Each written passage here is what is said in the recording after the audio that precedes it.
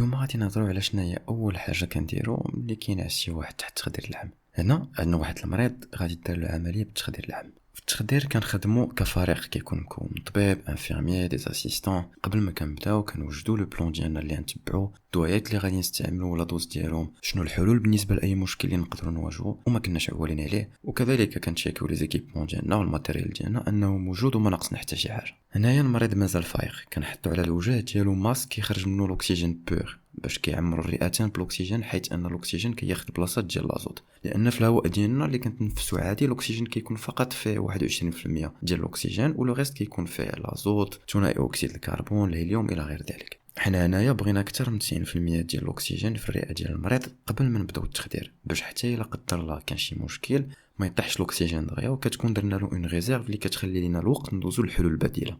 ثم كنحقنوا الدواء المسكن، لان هذيك العمليه اللي غادي نديرو ملي كيغيب المريض كتكون مؤلمه، كنخليو هذا المسكن يدير المفعول ديالو. ابري كنحقنوا الدواء اللي كينعس المريض، في هذه الحاله هو البروبوفول اللي كتشوفوا هنايا. في هذه الحاله ملي المريض كينعس ما كيقدرش يتنفس بوحدو، اذا حنا كنعاونو يتنفس بالماسك. ومن بعد باش نسهلوا علينا العمليه ديال الانتوباسيون اللي غادي نديرو دابا، وهي ادخال انبوب التنفس في القصبه الهوائيه، كنحقنوا الدواء الثاني اللي كيرخي جميع العضلات ديال الجسم، كنخليو ليه حتى هو الوقت باش يدير المفعول ديالو، وكنكملوا لا فونتيلاسيون بالماسك. وديما كنناقشوا وكنديروا لو بوين مع الفريق ديالنا باش كيبقى داكشي منظم وسينكرونيزي.